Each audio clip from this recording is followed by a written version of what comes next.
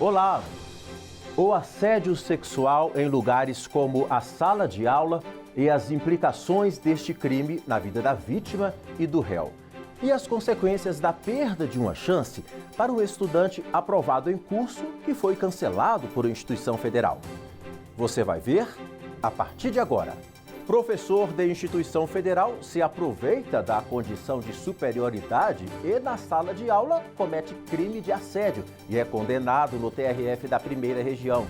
A perda da chance de estudar e de melhorar de vida leva a Justiça a autorizar indenização a estudante que não pôde frequentar curso cancelado por Centro de Educação Tecnológica. É um resumo das decisões da Justiça Federal que repercutiram nos últimos dias. Bem-vindo ao Inteiro Teor, a revista eletrônica do Tribunal Regional Federal da Primeira Região.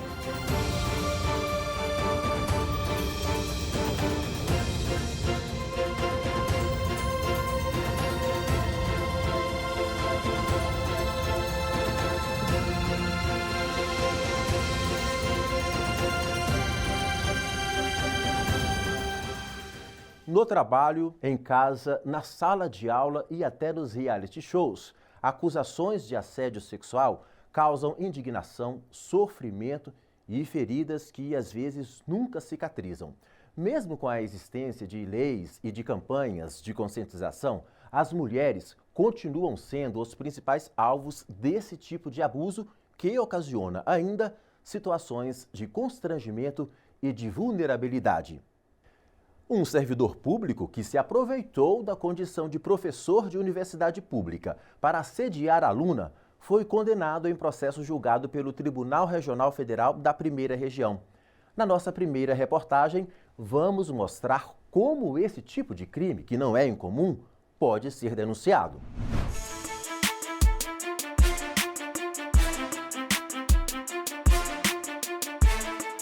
Muitas vezes começa com insinuações, depois vêm os convites, as tentativas de contato físico e chegam as promessas de tratamento diferenciado, chantagens para promoção e até ameaças de perda de emprego. Estamos falando do crime de assédio sexual, uma forma de violência que atinge principalmente a mulher trabalhadora. O advogado Bruno Conte, do escritório Wagner Advogados Associados, explica quais são as características do crime previsto no artigo 216-A do Código Penal e que pode render de 1 a 2 anos de prisão. O crime de assédio sexual caracteriza-se pelo constrangimento praticado por um superior hierárquico em face da vítima, em que o agente se aproveita do seu cargo para obter forçadamente favorecimento sexual com o seu subordinado. Destacam-se os seguintes requisitos: presença do assediado e do assediador, a conduta sexual, a rejeição à conduta por parte da vítima, a reiteração da conduta e a relação de emprego ou de hierarquia. Os números de 2019, antes da pandemia, revelam que essa prática foi tema de 4.786 processos somente na Justiça do Trabalho. Mas há muitos casos registrados também na Justiça Comum e na Justiça Federal.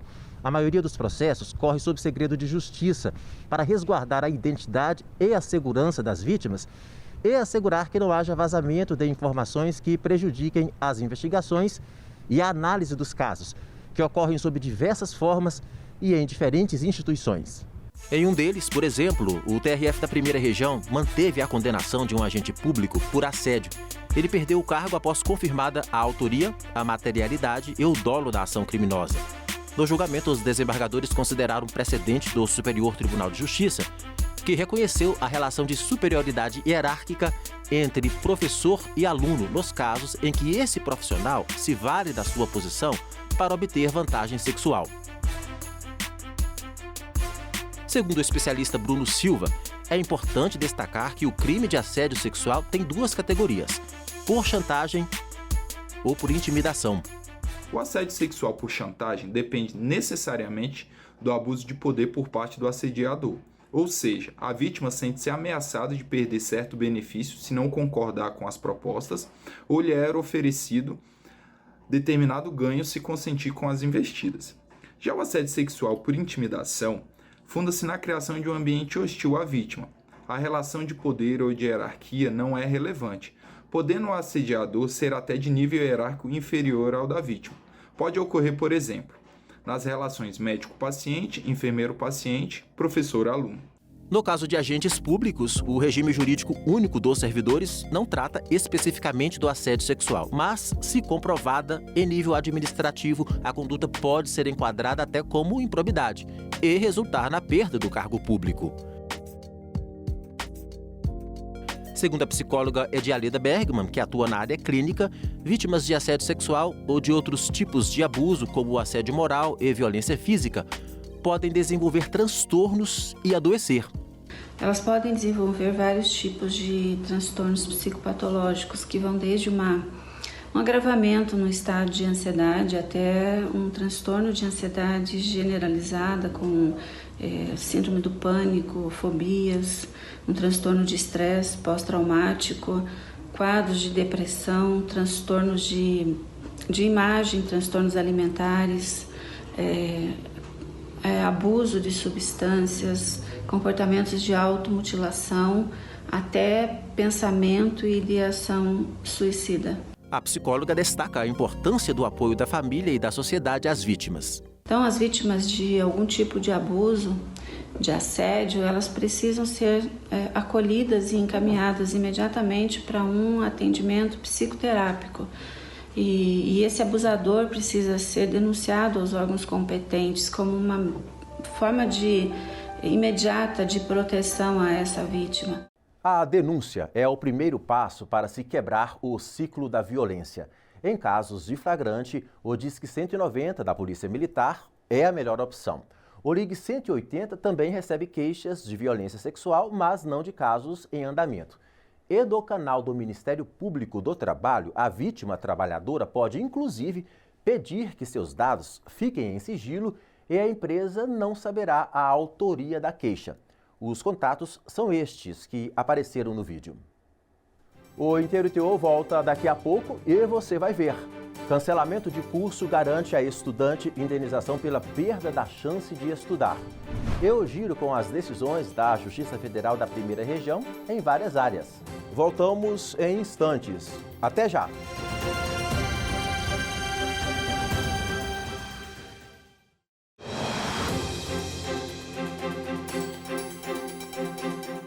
Imagina se preparar para um vestibular, abdicar de outros afazeres, dedicar-se a horas de estudos, passar na prova e, na hora de se matricular, saber que o curso foi cancelado. Aconteceu com um aprovado para o curso de Tecnologia e Informática que seria oferecido pelo Centro Federal de Educação Tecnológica do Pará. A Justiça Federal considerou que, por perder a chance de adquirir conhecimentos que talvez pudessem melhorar a sua vida, o estudante tem direito a uma indenização. Daniela Garcia detalha esta decisão para a gente. Mais de 8,5 milhões de estudantes estavam matriculados em cursos de graduação no Brasil em 2019. Todos correndo atrás do sonho de concluir o nível superior. Inclusive, esse era o desejo do cliente, do advogado Antônio Edson Júnior. Ele foi aprovado no vestibular para o curso de Tecnologia e Informática, que seria instalado no município de Itaituba, no Pará. O nosso cliente, à época, viu aquela situação como uma grande oportunidade de ascensão profissional.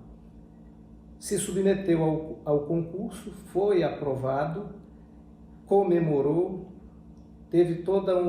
houve todo um entusiasmo realmente, porque aquilo naturalmente seria um divisor de águas para que pudesse ascender profissionalmente. E depois um balde de água fria, né? A decepção do estudante veio com o cancelamento do curso antes do início das aulas e ele resolveu buscar reparação na Justiça Federal em Santarém, no Pará. Entramos com uma ação reparatória, indenizatória, sob fundamento de violação realmente aos seus interesses, uma vez que o fato, a negligência, o nexo de causalidade, em nosso entendimento, estava plenamente configurado. O aluno garantiu indenização por danos morais e materiais, mas o município de Itaituba e o Centro Federal de Educação Tecnológica do Pará, que firmaram um convênio para ofertar o curso, recorreram ao Tribunal Regional Federal da Primeira Região. O município alegou que não cabe o pagamento de danos morais ou materiais no caso e que, mesmo havendo, é possível excluir a culpabilidade por força maior, já que o prefeito morreu e era ele o subscritor do convênio. Argumentou ainda que, em momento algum, agiu de forma omissiva voluntária, negligente ou imprudente. Já o Cefet afirmou que o curso só não foi instalado por culpa do município, que não disponibilizou a infraestrutura necessária e que a situação do estudante se caracteriza apenas por mera frustração de expectativa. O caso foi parar na 6ª turma e os argumentos foram rejeitados, mantendo a indenização ao aluno com base na teoria da perda de uma chance, ou seja, a perda da possibilidade de buscar posição mais vantajosa que muito provavelmente seria alcançada se não fosse o ato ilícito praticado. A frustração causou considerável abalo psíquico, já que o estudante esperava conseguir emprego melhor após se formar, o que refletiria nas condições de vida de toda a família. Toda semana, seja na primeira instância da Justiça Federal da Primeira Região, que compreende 13 estados brasileiros, além do Distrito Federal, seja na sede do TRF1 em Brasília, casos que envolvem diversas áreas e situações são minuciosamente analisados e decididos com repercussões variadas. Vamos acompanhar alguns deles?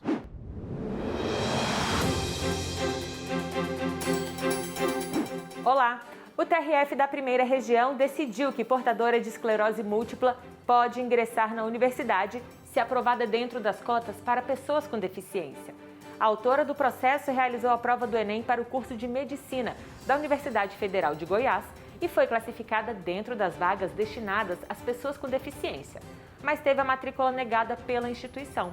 Ela também não obteve êxito em primeira instância porque a perícia judicial concluiu que a esclerose múltipla não se enquadra no conceito de deficiência.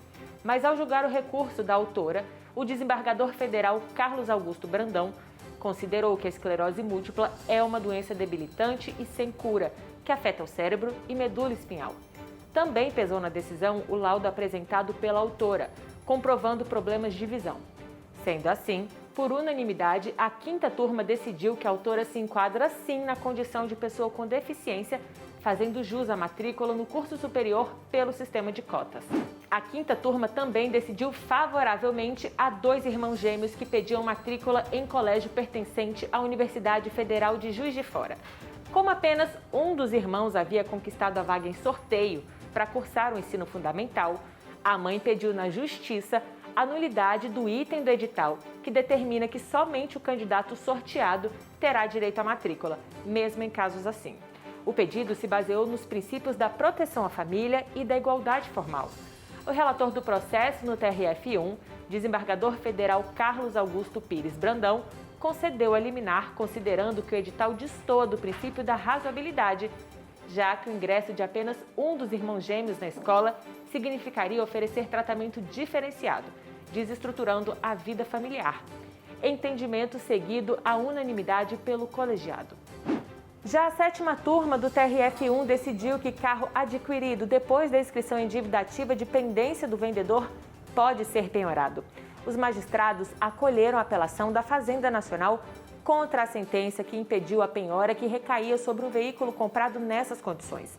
Para o colegiado, a venda do carro configurou fraude à execução fiscal pela antiga dona do veículo. Ao analisar a apelação, o relator, desembargador federal Hércules Fajoses, informou que o STJ tem entendimento de que a presunção de fraude à execução fiscal ocorre com a inscrição do débito em dívida ativa e é absoluta, sendo irrelevante a boa-fé do adquirente. A 7ª turma do TRF1, por unanimidade, deu provimento à apelação da Fazenda Nacional. Até o próximo Inteiro Teor Notícias.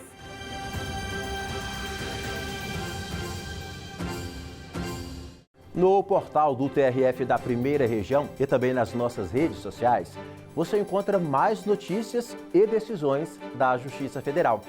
A gente se encontra novamente na próxima semana. Muito obrigado por sua companhia. Tchau!